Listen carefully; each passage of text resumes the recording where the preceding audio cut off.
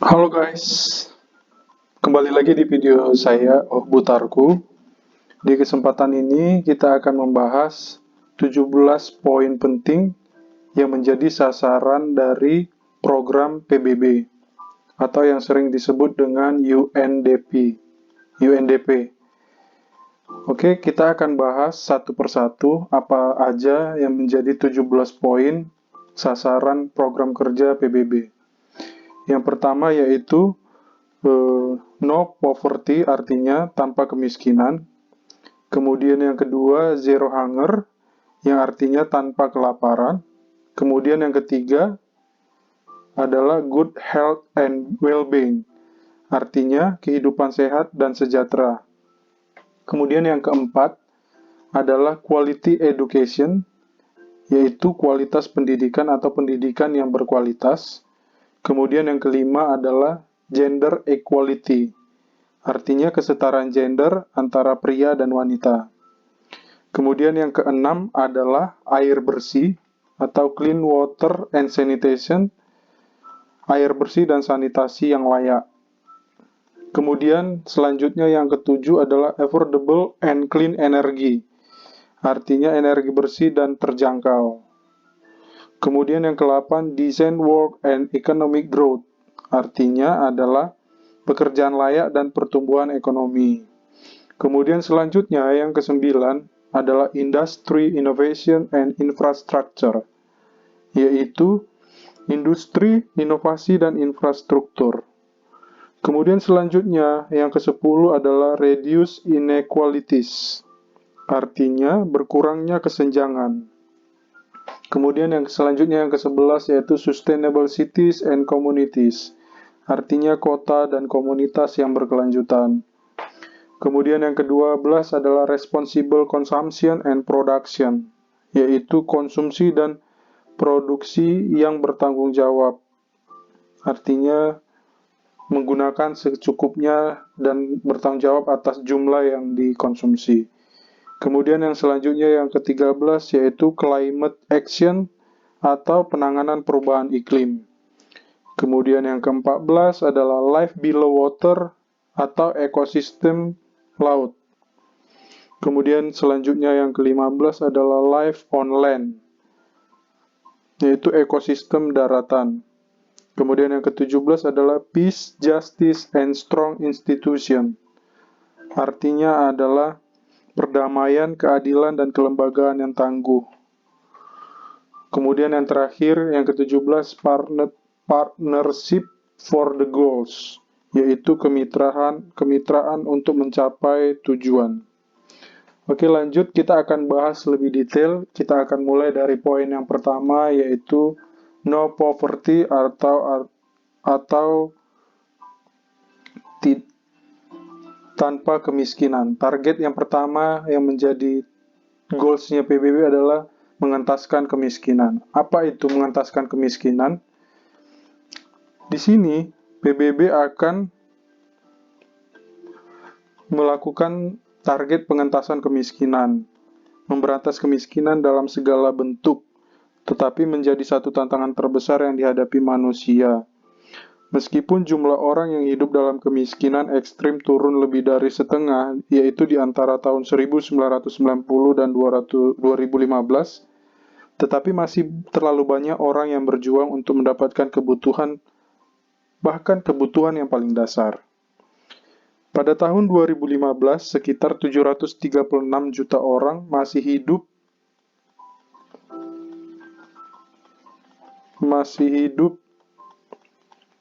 dengan kurang dari 1,9 US dollar per hari. Banyak yang kekurangan makanan, air minum bersih, dan sanitasi. Pertumbuhan pesat di negara-negara seperti Cina dan India telah mengangkat jutaan orang keluar dari kemiskinan, tetapi kemajuannya tidak merata. Wanita lebih mungkin menjadi miskin daripada pria karena mereka memiliki pekerjaan yang dibayar lebih rendah, pendidikan, dan memiliki lebih sedikit properti. Kemajuan juga terbatas di wilayah lain, seperti Asia Selatan dan Sub-Sahara Afrika, yang mencapai 80% dari mereka yang hidup dalam kemiskinan ekstrim. Ancaman baru yang disebabkan oleh perubahan iklim, konflik, dan kerawanan pangan berarti lebih banyak pekerjaan yang dibutuhkan untuk membawa orang keluar dari kemiskinan.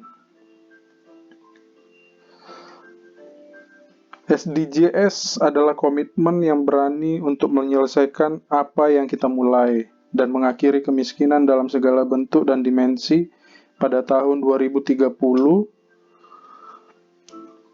Ini melibatkan penargetan yang paling rentan, meningkatkan sumber daya dan layanan dasar yang mendukung masyarakat yang terkena dampak konflik dan bencana terkait iklim.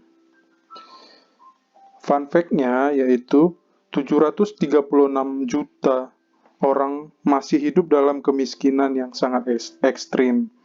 Kemudian 10% populasi dunia hidup dalam kemiskinan ekstrim, turun dari 36% pada tahun 1990. Kemudian 1,3 miliar orang hidup dalam kemiskinan multidimensi. Dan 50% atau separuh dari semua orang yang hidup dalam kemiskinan berusia di bawah 18 tahun. Kemudian 1 dari 10 orang di setiap 10 orang adalah sangat miskin.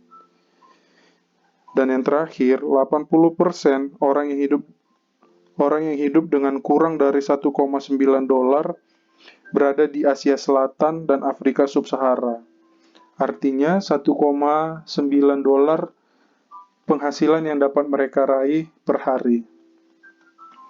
Kemungkinan jika dirupiahkan ini sekitar 28.000. Itu untuk poin yang pertama, yaitu mengentaskan kemiskinan. Kemudian kita lanjut ke poin yang kedua, yaitu zero hunger. Yaitu artinya mengentaskan kelaparan. Tidak ada kelaparan. Jumlah orang yang kekurangan gizi telah turun hampir setengahnya dalam 2 dekade terakhir karena pertumbuhan ekonomi yang pesat dan peningkatan produktivitas pertanian. Banyak negara berkembang yang dulunya menderita kelaparan dan kelaparan kini dapat memenuhi kebutuhan gizinya. Asia Tengah dan Timur, Amerika Latin dan Karibia semuanya telah membuat kemajuan besar dalam memberantas kelaparan ekstrim. Sayangnya, kelaparan dan kekurangan gizi yang ekstrim tetap menjadi penghalang besar bagi pembangunan di banyak negara. Ada 821 juta orang diperkirakan kekurangan gizi kronis pada tahun 2017. Seringkali sebagai akibat langsung dari degradasi lingkungan, kekeringan, dan hilangnya keanekaragaman hayati. Lebih dari 90 juta anak di bawah 5 tahun mengalami kekurangan berat badan.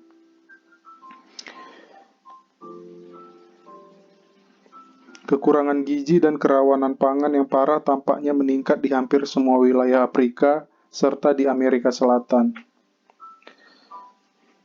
SDGs bertujuan untuk mengakhiri semua bentuk kelaparan dan kekurangan gizi pada tahun 2030. Memastikan semua orang, terutama anak-anak, memiliki makanan yang cukup dan bergizi sepanjang tahun. Ini melibatkan mempromosikan pertanian berkelanjutan, mendukung petani skala kecil dan akses yang sama ke tanah, teknologi, dan pasar. Ini juga membutuhkan kerjasama internasional untuk memastikan investasi di bidang infrastruktur dan teknologi untuk meningkatkan produktivitas pertanian. Fun fact-nya, facts dan figures, yaitu 821 juta jumlah penderita kurang gizi pada tahun 2017. Kemudian 63% pada tahun 2017 Asia menyumbang hampir 2/3 atau 63% kelaparan di dunia. Hampir 151 juta anak balita atau 22% masih stunting pada 2017. Kemudian 1 dari 8 orang dewasa mengalami obesitas. Kemudian 1 dari 3 wanita usia subur menderita anemia. Dan 26% pekerja dipekerjakan di pertanian. Itu poin yang kedua, yaitu memberantas kelaparan. Kemudian yang kita lanjut ke yang ketiga, yaitu kesehatan dan kesejahteraan yang baik.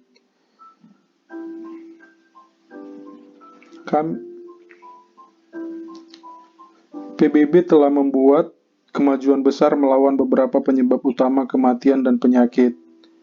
Harapan hidup meningkat secara dramatis. Angka kematian bayi dan ibu telah menurun. PBB telah membalikkan gelombang pada HIV dan kematian akibat malaria telah berkurang setengahnya. Kesehatan yang baik sangat penting untuk pembangunan berkelanjutan. Dan Agenda 2030 mencerminkan kompleksitas dan keterkaitan keduanya. Ini memperhitungkan kesenjangan ekonomi dan sosial yang semakin lebar, urbanisasi yang cepat, ancaman terhadap iklim dan lingkungan, beban HIV dan penyakit menular lainnya yang terus berlanjut, dan tantangan yang muncul seperti penyakit tidak menular. Cakupan kesehatan universal akan menjadi bagian integral untuk mencapai SDG 3. Mengakhiri kemiskinan dan mengurangi ketidaksetaraan. Prioritas kesehatan global yang muncul tidak secara eksplisit termasuk dalam SDGs, termasuk resistensi antimikroba juga menuntut tindakan. Tetapi, dunia berada di luar jalur untuk mencapai SDG terkait kesehatan. Kemajuan tidak merata, baik antar maupun di dalam negara. Ada jarak 31 tahun antara negara dengan harapan hidup terpendek dan terpanjang. Dan sementara beberapa negara telah membuat kemajuan yang mengesankan. Rata-rata nasional menyembunyikan banyak yang tertinggal. Pendekatan multisektoral berbasis hak dan peka gender sangat penting untuk mengatasi ketidaksetaraan dan untuk membangun kesehatan yang baik bagi semua. Faktanya, setidaknya 400 juta orang tidak memiliki perawatan kesehatan dasar dan 40% tidak memiliki perlindungan sosial. Kemudian, lebih dari 1,6 miliar orang hidup dalam pengaturan yang rapuh di mana krisis yang berkepanjangan dikombinasikan dengan kapasitas nasional yang lemah untuk memberikan layanan kesehatan dasar, menghadirkan tantangan yang signifikan bagi kesehatan global. Kemudian, pada akhir 2017, 21,7 juta orang yang hidup dengan HIV menerima terapi antiretroviral, namun lebih dari 15 juta orang masih menunggu perawatan. Kemudian, setiap 2 detik, seseorang berusia 30 hingga 70 tahun meninggal secara prematur karena penyakit tidak menular, penyakit kardiovaskular, penyakit pernapasan kronis, diabetes, atau kanker. Kemudian 7 juta orang meninggal setiap tahun karena terpapar partikel halus di udara yang tercemar. Kemudian yang terakhir, lebih dari 1 dari setiap 3 perempuan pernah mengalami kekerasan fisik atau seksual di beberapa titik dalam hidup mereka yang mengakibatkan konsekuensi jangka pendek dan jangka panjang bagi kesehatan fisik, mental, seksual, dan reproduksi mereka. Itu adalah poin yang ketiga. Kita lanjut ke poin keempat adalah kualitas pendidikan.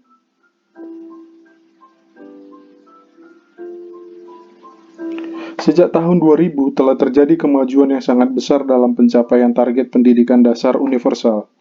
Angka partisipasi total di wilayah berkembang mencapai 91% pada tahun 2015.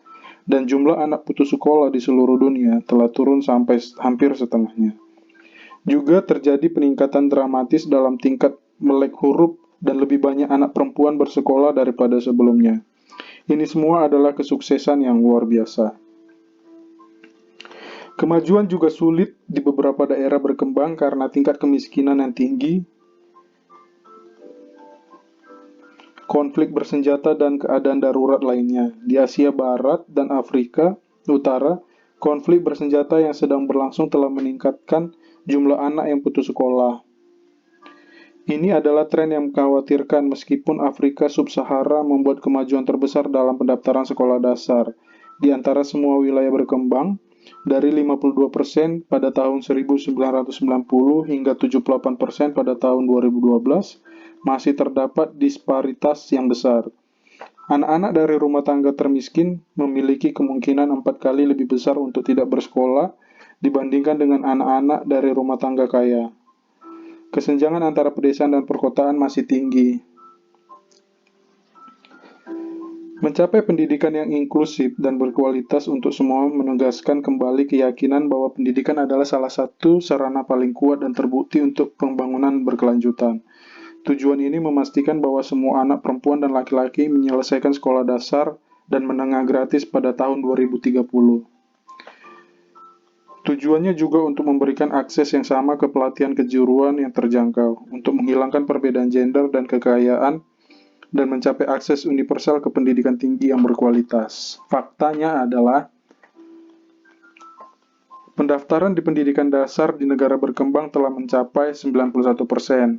Kemudian, 57 juta anak usia sekolah dasar tetap tidak bersekolah, lebih dari setengahnya berada di sub-Sahara Afrika.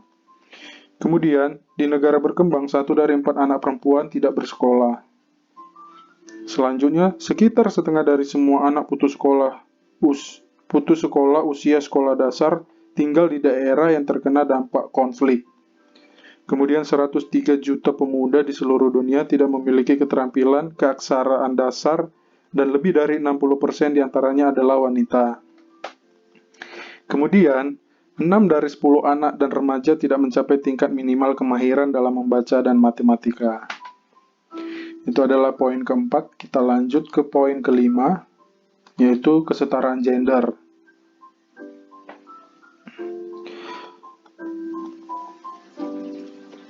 Mengakhiri semua diskriminasi terhadap perempuan dan anak perempuan tidak hanya menjadi hak asasi manusia, tetapi juga penting untuk masa depan yang berkelanjutan. Terbukti bahwa memberdayakan perempuan dan anak perempuan membantu pertumbuhan dan perkembangan ekonomi. UNDP telah menjadikan kesetaraan gender sebagai pusat pekerjaannya dan kami telah melihat kemajuan luar biasa dalam 20 tahun terakhir. Ada lebih banyak anak perempuan di sekolah saat ini dibandingkan dengan 15 tahun yang lalu, dan sebagian besar wilayah telah mencapai kesetaraan gender di pendidikan dasar. Tetapi, meskipun ada lebih banyak perempuan daripada sebelumnya di pasar tenaga kerja, masih ada ketimpangan yang besar di beberapa daerah, di mana perempuan secara sistematis tidak mendapatkan hak kerja yang sama dengan laki-laki. Kekerasan dan eksploitasi seksual, pembagian perawatan tidak berbayar, dan pekerjaan rumah tangga yang tidak setara. Dan diskriminasi di kantor publik, semuanya tetap menjadi hambatan besar. Perubahan iklim dan bencana terus memberikan dampak yang tidak proporsional terhadap perempuan dan anak-anak seperti halnya konflik dan migrasi. Sangat penting untuk memberi perempuan hak yang sama atas tanah dan properti, kesehatan reproduksi dan seksual, serta teknologi dan internet. Saat ini ada lebih banyak wanita di kantor publik daripada sebelumnya, tetapi mendorong lebih banyak pemimpin wanita yang membantu mencapai kesetaraan gender yang lebih besar. Faktanya adalah, wanita hanya mendapat 77 sen untuk setiap dolar yang didapat pria untuk pekerjaan yang sama. Kemudian, 35% perempuan pernah mengalami kekerasan fisik dan atau seksual. Kemudian, 13 perempuan hanya mewakili 13% dari pemilik lahan pertanian. Selanjutnya, hampir 750 juta wanita dan anak perempuan yang hidup hari ini menikah sebelum ulang tahun ke-18 mereka. Kemudian, 2/3 negara berkembang telah mencapai kesetaraan gender di pendidikan dasar. Dan yang terakhir, hanya 24% anggota parlemen nasional adalah perempuan pada November 2018, sedikit meningkat dari 11,3% pada 1995. Oke, selanjutnya di poin ke-6, yaitu air bersih dan sanitasi.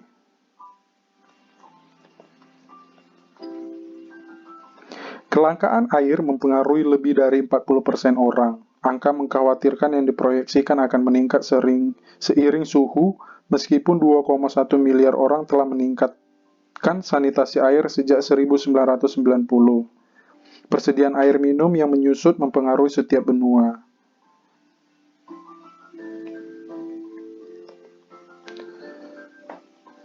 Semakin banyak negara yang mengalami tekanan air dan peningkatan kekeringan serta penggurunan telah memperburuk tren ini. Pada tahun 2050, diproyeksikan setidaknya 1 dari 4 orang akan mengalami kekurangan air berulang.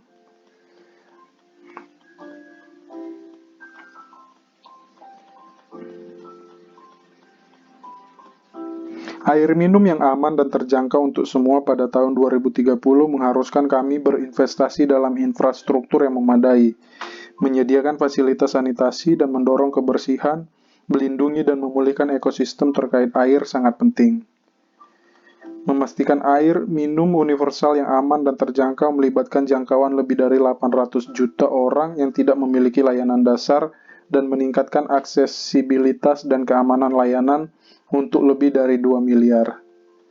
Pada tahun 2015, 4,5 miliar orang tidak memiliki layanan sanitasi yang dikelola dengan aman, dengan pembuangan atau perawatan kotoran yang memadai, dan 2,3 miliar bahkan tidak memiliki sanitasi dasar. Faktanya adalah 71% dari populasi global, 5,2 miliar orang, memiliki air minum yang dikelola dengan aman pada tahun 2015. Tetapi, 844 juta orang masih kekurangan air minum dasar. Kemudian, 39% dari populasi global, atau 2,9 miliar orang, memiliki sanitasi yang aman pada tahun 2015. Tetapi, 2,3 miliar orang masih berkekurangan sanitasi dasar. 892 juta orang melakukan buang air besar sembarangan. Kemudian yang selanjutnya adalah 80% air limbah masuk ke saluran air tanpa pengelolaan yang memadai.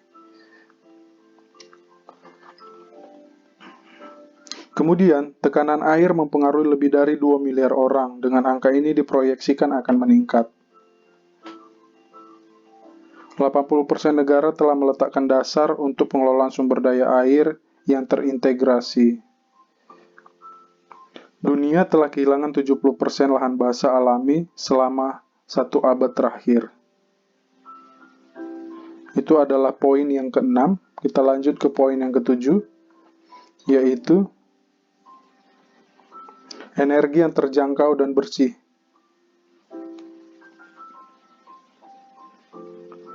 Antara tahun 2000 dan 2018, jumlah orang yang memiliki listrik meningkat dari 78% menjadi 90%, dan jumlah yang tidak memiliki listrik turun menjadi 789 juta. Namun, seiring pertambahan penduduk, permintaan energi murah juga akan meningkat, dan ekonomi yang bergantung pada bahan bakar fosil menciptakan perubahan drastis pada iklim kita. Berinvestasi dalam tenaga surya, angin, dan panas meningkatkan produktivitas energi dan memastikan energi untuk semua sangat penting jika kita ingin mencapai SDG 7 pada tahun 2030. Memperluas infrastruktur dan meningkatkan teknologi untuk menyediakan energi yang bersih dan lebih efisien di semua negara akan mendorong pertumbuhan dan membantu lingkungan. Faktanya, 1 dari 10 orang masih kekurangan listrik, dan kebanyakan tinggal di daerah pedesaan di negara berkembang. Lebih dari setengahnya berada di sub-Sahara Afrika. Energi sejauh ini merupakan kontributor utama perubahan iklim. Ini menyumbang 73% dari gas rumah kaca yang disebabkan manusia. Kemudian, efisiensi energi adalah kuncinya. Kebijakan efisiensi yang tepat dapat memungkinkan dunia mencapai lebih dari 40% pengurangan emisi yang diperlukan untuk mencapai tujuan iklimnya tanpa teknologi baru. Hampir sepertiga dari populasi dunia, atau 2,8 miliar, bergantung pada bahan bakar yang menimbulkan polusi dan tidak sehat untuk memasak. Kemudian, pada tahun 2017, 17,5% listrik dihasilkan melalui sumber terbarukan. Dan yang terakhir, sektor energi terbarukan mempekerjakan 11,5 juta orang pada tahun 2019. Perubahan yang diperlukan dalam produksi dan penggunaan energi untuk mencapai target perjanjian Paris, yaitu membatasi kenaikan suhu hingga di bawah 2 derajat Celcius, 2C, dapat menciptakan 18 juta pekerjaan. Oke, selanjutnya ke program nomor 8, yaitu pekerjaan yang layak dan pertumbuhan ekonomi.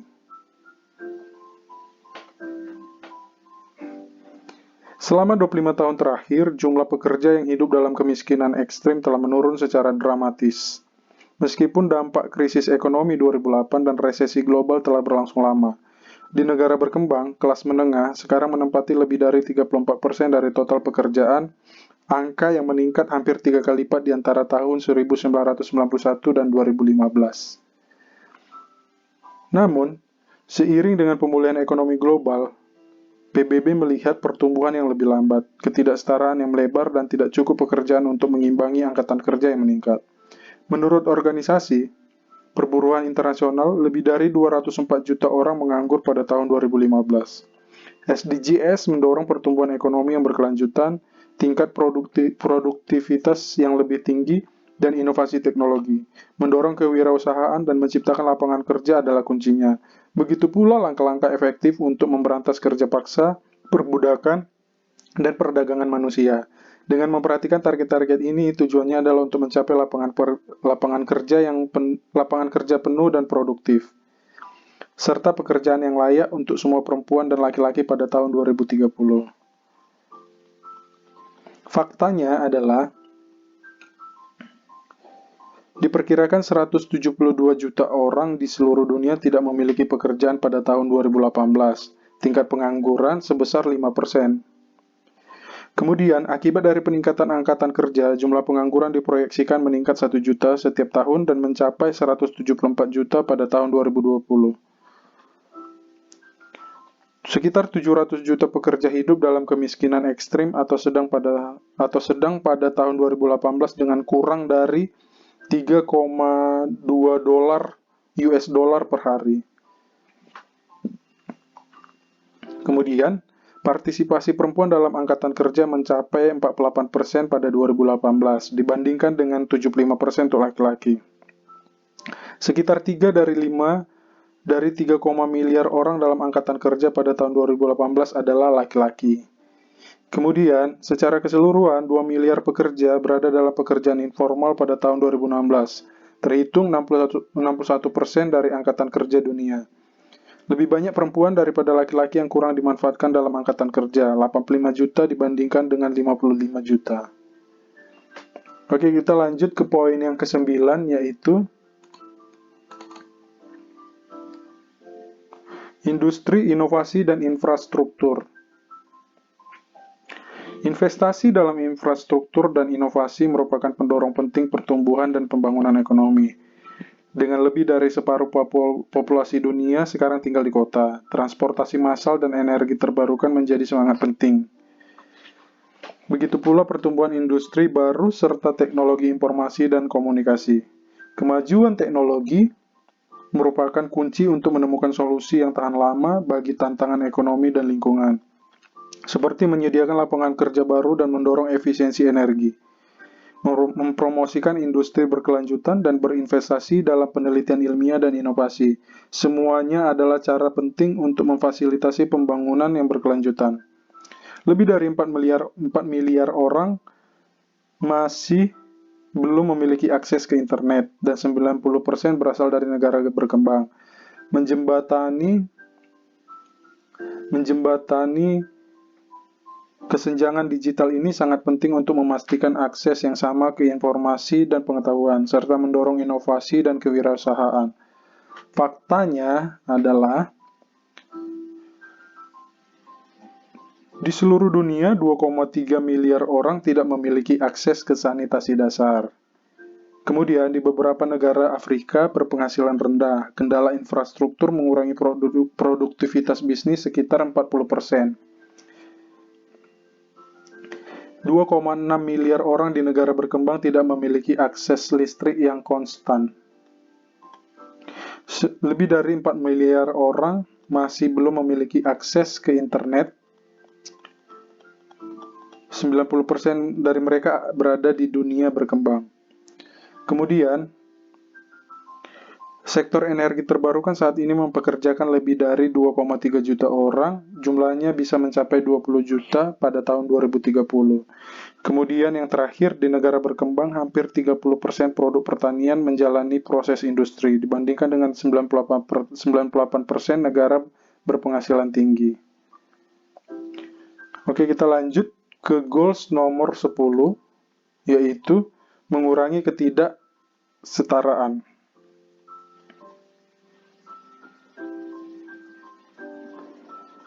Ketimpangan pendapatan sedang meningkat. 10% terkaya memiliki hingga 40% pendapatan global, sedangkan 10% termiskin hanya berpenghasilan antara 2 hingga 7%. Jika kita memperhitungkan ketimpangan pertumbuhan penduduk di negara berkembang, ketimpangan telah meningkat sebesar 11%. Ketimpangan pendapatan telah meningkat hampir di semua tempat dalam beberapa dekade terakhir, tetapi dengan kecepatan yang berbeda. Ini terendah di Eropa dan tertinggi di Timur Tengah. Kesenjangan yang semakin lebar ini membutuhkan kebijakan yang tepat untuk memberdayakan mereka yang berpenghasilan rendah dan mendorong inklusi ekonomi semua orang tanpa memandang jenis kelamin, ras, atau etnis. Ketimpangan pendapatan membutuhkan solusi global. Ini melibatkan perbaikan regulasi dan pemantauan pasar dan lembaga keuangan, mendorong bantuan pembangunan dan investasi langsung asing ke daerah-daerah yang paling membutuhkan. Memfasilitasi migrasi yang aman dan mobilitas orang juga merupakan kunci untuk menjembatani kesenjangan yang semakin lebar. Faktanya yaitu, pada tahun 2016, 22% pendapatan global diterima oleh 1% teratas dibandingkan dengan 10% pendapatan untuk 50% terbawah. Di tahun 1980, 1% teratas memiliki 16% pendapatan global, 50% terbawah memiliki 8% pendapatan. Ketimpangan ekonomi sebagian besar didorong oleh kepemilikan modal yang tidak setara. Sejak 1980, transfer yang sangat besar dari kekayaan publik ke pribadi terjadi di hampir semua negara. Bagian kekayaan global dari 1% teratas adalah 33% pada tahun 2016. Di bawah bisnis seperti biasa, 1% kekayaan global teratas akan mencapai 39% pada tahun 2050. Wanita menghabiskan rata-rata 2 kali lebih banyak waktu untuk pekerjaan rumah tangga yang tidak dibayar dibandingkan pria. Perempuan memiliki akses ke layanan keuangan sebanyak laki-laki di hanya 60% di negara yang dinilai, dan kepemilikan tanah hanya di 42% dari negara yang dinilai. Kita lanjut ke poin yang ke-11, yaitu kota dan komunitas yang berkelanjutan. Keberlanjutan kota dan komunitas. Lebih dari 10 dari kita tinggal di kota. Pada tahun 2050, 2/3 dari seluruh umat manusia atau 6, miliar orang akan menjadi perkotaan. Pembangunan berkelanjutan tidak dapat dicapai tanpa mengubah cara kita membangun dan mengelola ruang kota kita secara signifikan. Pertumbuhan kota yang cepat sebagai akibat dari peningkatan populasi dan peningkatan migrasi telah menyebabkan ledakan di kota-kota besar, terutama di negara-negara berkembang. Dan pemukiman kumuh menjadi ciri yang lebih signifikan dalam kehidupan perkotaan.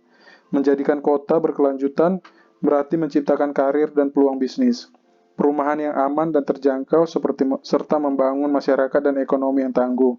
Ini melibatkan investasi dalam transportasi umum, menciptakan ruang publik hijau, dan meningkatkan perencanaan dan manajemen kota dengan cara yang partisipatif dan inklusif.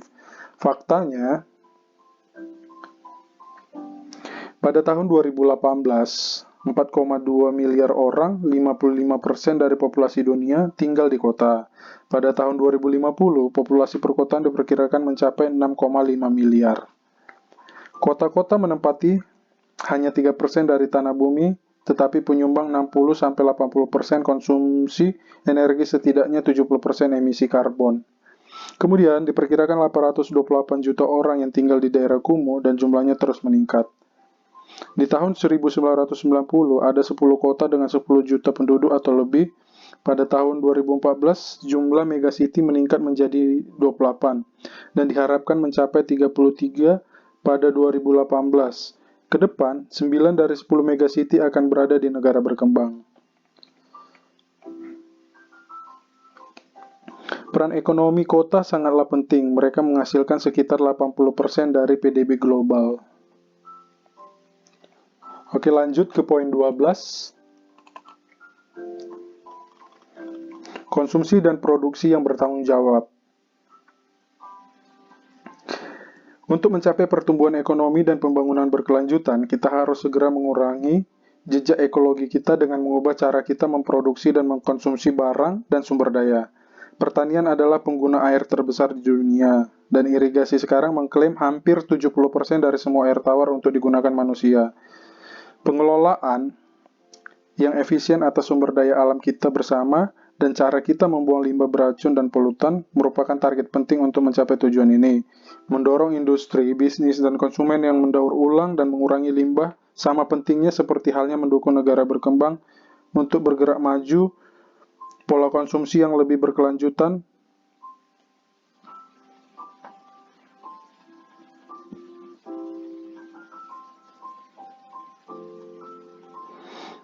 pada tahun 2030. Sebagian besar populasi dunia masih mengkonsumsi terlalu sedikit untuk memenuhi kebutuhan dasar mereka.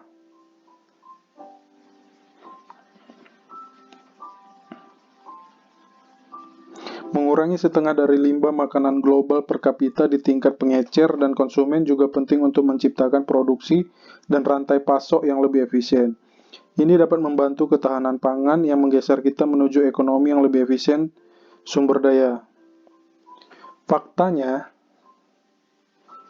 1,3 miliar ton makanan terbuang setiap tahun, sementara hampir 2 miliar orang kelaparan atau kekurangan gizi. Sektor makanan menyumbang sekitar 22% dari total emisi gas rumah kaca. Sebagian besar dari konversi hutan menjadi lahan pertanian. Kemudian, secara global 2 miliar orang kelebihan berat badan atau obesitas. Hanya 3% dari air dunia yang segar dapat diminum dan manusia menggunakannya lebih cepat daripada yang dapat diisi kembali oleh alam. Jika orang dimanapun beralih ke bola lampu hemat energi, dunia akan menghemat 120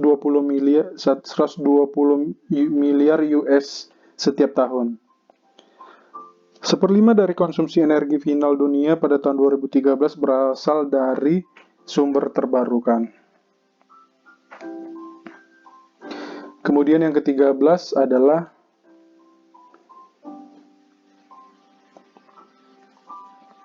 berkaitan dengan iklim, yaitu tidak ada negara yang tidak mengalami efek perubahan iklim yang drastis. Emisi gas rumah kaca lebih dari 50% lebih tinggi dibandingkan tahun 1990. Pemanasan global menyebabkan perubahan jangka panjang pada sistem iklim kita, yang mengancam konsekuensi yang tidak dapat diubah jika kita tidak bertindak. Kerugian ekonomi rata-rata tahunan dari bencana terkait iklim mencapai ratusan miliar dolar. Belum lagi dampak bencana geofisik terhadap manusia, yang 91% terkait dengan iklim, antara tahun 1998 dan 2017 yang menewaskan 1,3 juta orang yang menyebabkan 4,4 miliar orang terluka. Sasarannya bertujuan untuk memobilisasi 100 miliar US dollar setiap tahun pada tahun 2020 guna memenuhi kebutuhan negara berkembang untuk beradaptasi dengan perubahan iklim dan berinvestasi dalam pembangunan rendah karbon. Mendukung daerah-daerah rentan akan berkontribusi langsung tidak hanya untuk tujuan 13, tetapi juga untuk SDGs lainnya. Tindakan ini juga harus sejalan dengan upaya untuk mengintegrasikan tindakan risiko bencana, pengelolaan sumber daya alam yang berkelanjutan, dan keamanan manusia ke dalam strategi pembangunan nasional. Masih mungkin dengan kemauan politik yang kuat, peningkatan investasi, dan menggunakan teknologi yang ada untuk membatasi kenaikan suhu rata-rata global hingga 2 derajat Celcius di atas tingkat praindustri dengan sasaran pada 1,5 derajat Celcius, tetapi ini membutuhkan tindakan kolektif yang mendesak dan ambisius. Faktanya adalah pada tahun 2017, manusia diperkirakan telah menyebabkan sekitar 1 derajat Celcius pemanasan global di atas tingkat praindustri. Kemudian, permukaan laut telah naik sekitar 20 cm atau 8 inci sejak tahun 1880 dan diproyeksikan akan naik lagi 30-122 cm atau 1-4 kaki pada tahun 2100. Untuk membatasi pemanasan hingga 1,5 derajat Celcius, emisi CO2 bersih global harus turun 45% antara tahun 2010 dan 2030 dan mencapai nol bersih sekitar tahun 2050.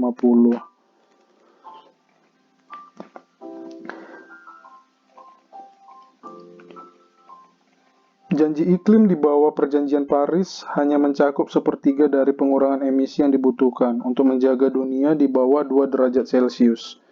Kemudian, tindakan iklim yang berani dapat memicu setidaknya 26 triliun US dollar manfaat ekonomi pada tahun 2030. Yang terakhir, sektor energi sendiri akan menciptakan sekitar 18 juta lebih banyak pekerjaan pada tahun 2030 dengan fokus khusus pada energi berkelanjutan. Kemudian kita lanjut ke poin yang ke-14, yaitu kehidupan di bawah laut.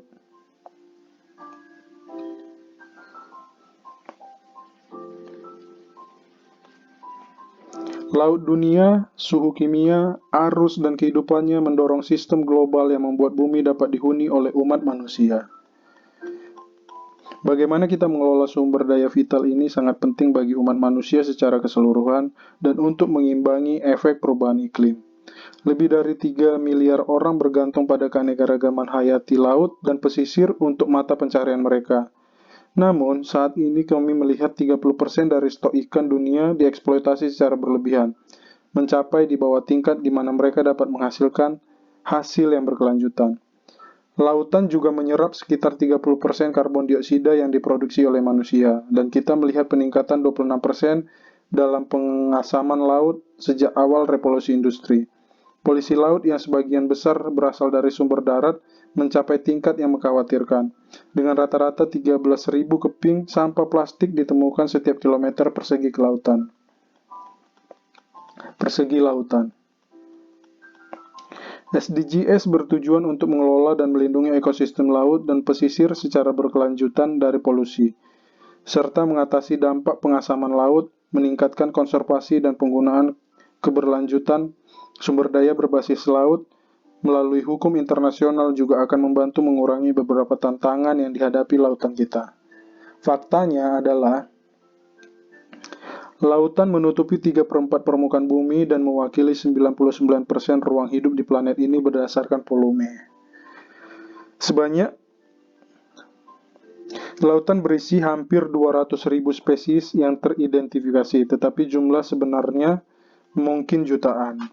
Sebanyak 40% lautan sangat dipengaruhi oleh polusi, perikanan yang menipis, hilangnya habitat pesisir, dan aktivitas manusia lainnya. Lautan menyerap sekitar 30% karbon dioksida yang diproduksi oleh manusia, menahan dampak pemanasan global. Lebih dari 3 miliar orang bergantung pada keanekaragaman hayati, laut, dan pesisir untuk mata pencaharian mereka. Kemudian yang terakhir, nilai pasar sumber daya dan industri laut dan pesisir diperkirakan mencapai 3 triliun US dollar per tahun, sekitar 5% dari PDB global. Kemudian lanjut kita ke poin yang ke-15, yaitu kehidupan di darat.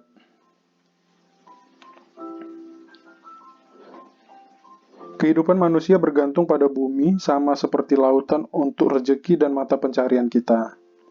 Kehidupan tumbuhan menyediakan 80% makanan manusia, dan kami mengandalkan pertanian sebagai sumber daya ekonomi yang penting. Hutan menutupi 30% permukaan bumi, menyediakan habitat penting bagi jutaan spesies, dan sumber penting untuk udara dan air bersih, serta penting untuk memerangi perubahan iklim.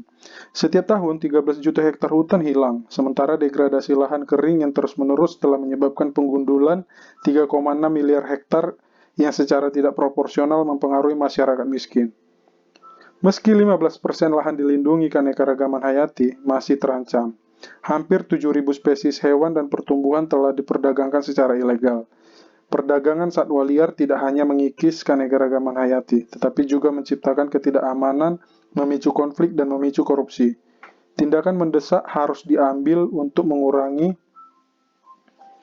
hilangnya habitat alami dan keanekaragaman hayati yang merupakan bagian dari warisan bersama kita dan mendukung ketahanan pangan dan air global, mitigasi dan adaptasi perubahan iklim, serta perdamaian dan keamanan. Faktanya adalah sekitar 1,6 miliar orang bergantung pada hutan untuk mata pencaharian mereka. Hutan adalah rumah bagi lebih dari 80% dari semua spesies hewan, tumbuh, dan serangga darat. 2,6 miliar orang bergantung langsung pada pertanian untuk mencari nafkah. Kemudian, solusi iklim berbasis alam dapat berkontribusi sekitar sepertiga dari pengurangan CO2 pada tahun 2030. Kemudian, nilai ekosistem bagi mata pencaharian dan kesejahteraan manusia adalah 125 triliun US dollar per tahun.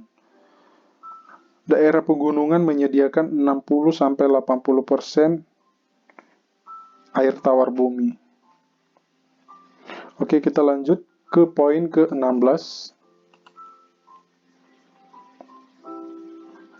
yaitu perdamaian, keadilan, dan institusi yang kuat. Kita tidak dapat mengharapkan pembangunan berkelanjutan tanpa perdamaian, stabilitas, hak asasi manusia, dan pemerintahan yang efektif, berdasarkan aturan hukum. Namun dunia semakin terpecah.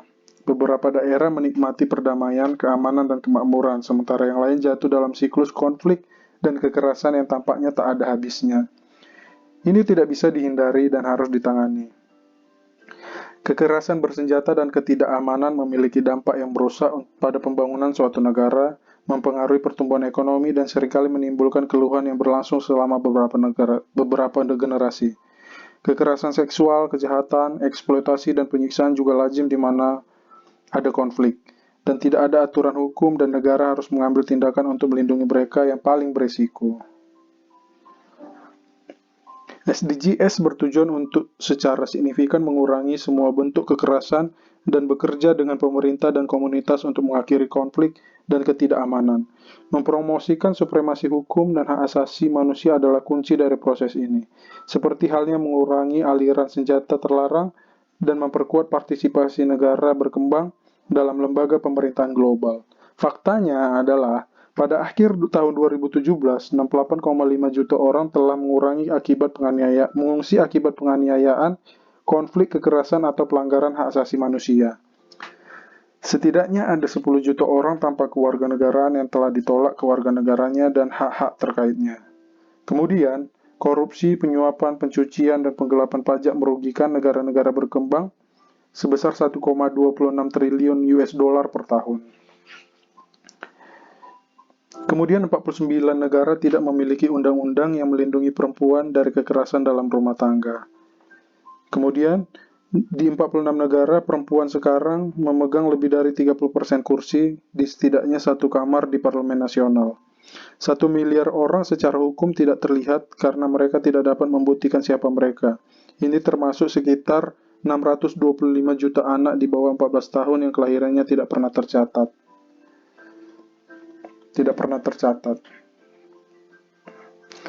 Kemudian poin yang terakhir adalah poin ke-17, yaitu kemitraan untuk mencapai sasaran. Kolaborasi atau yang lebih sering kita kenal. SDGs hanya dapat direalisasikan dengan kemitraan dan kerjasama global yang kuat. Bantuan pembangunan resmi tetap stabil tetapi di bawah target, yaitu sebesar 147 miliar US dollar pada tahun 2017. Sementara krisis kemanusiaan yang disebabkan oleh konflik atau bencana alam terus menuntut lebih banyak sumber daya dan bantuan keuangan. Banyak negara juga membutuhkan bantuan pembangunan resmi untuk mendorong pertumbuhan dan perdagangan. Dunia lebih terhubung dari sebelumnya, meningkatkan akses ke teknologi dan pengetahuan adalah cara penting untuk berbagi ide dan mendorong inovasi. Kebijakan koordinasi untuk membantu negara berkembang mengelola hutang mereka, serta mempromosikan investasi untuk mereka yang paling tidak berkembang. Sangat penting untuk pertumbuhan dan pembangunan yang berkelanjutan. Tujuannya adalah untuk meningkatkan kerjasama utara-selatan dan selatan-selatan dengan mendukung rencana nasional untuk mencapai semua target, mempromosikan perdagangan internasional dan membantu negara-negara berkembang. Meningkatkan ekspor mereka adalah bagian dari pencapaian sistem perdagangan berbasis aturan universal dan adil yang adil dan terbuka serta menguntungkan semua. Faktanya, konferensi PBB tentang perdagangan dan pembangunan mengatakan pencapaian SDG akan membutuhkan investasi tahunan sebesar 5 triliun US dollar hingga 7 triliun US dollar. Total bantuan pembangunan resmi mencapai 147,2 miliar US dollar pada tahun 2017. Kemudian pada tahun 2017, remitansi internasional mencapai 613 miliar US dollar, 76% darinya pergi ke negara-negara berkembang. Kemudian pada tahun 2016, 6 negara memenuhi target internasional untuk mempertahankan bantuan pembangunan resmi atau di atas 0,7% dari pendapatan nasional bruto. Kemudian investasi yang berkelanjutan dan bertanggung jawab mewakili sumber modal potensial yang tinggi untuk SDGs. Pada tahun 2016, 18,2 triliun US dollar diinvestasikan ke dalam aset ini. Kemudian yang terakhir, pasar obligasi untuk bisnis berkelanjutan sedang tumbuh. Pada 2018, obligasi hijau global mencapai 155,5 miliar US dollar atau naik 78% dari tahun sebelumnya. Itulah semua 17 sasaran kerja PBB yang akan dicapai selama program kerja tersebut. Ini adalah 17 poin penting yang dapat menjadi pertimbangan kita ketika akan memulai usaha kita. Disarankan ketika kita memilih bidang usaha apa yang akan kita mulai, setidaknya mempertimbangkan dari 17 dari masalah yang akan dipecahkan PBB. Karena dengan begitu, diproyeksikan usaha kita itu akan bertahan dan memenuhi kebutuhan pasar. Mungkin sekian dulu video yang dapat saya bagikan bagi teman-teman. Kembali saya ingatkan, jangan lupa tekan tombol like, subscribe, dan bagikan ke seluruh media sosial kamu. Sampai ketemu di video selanjutnya.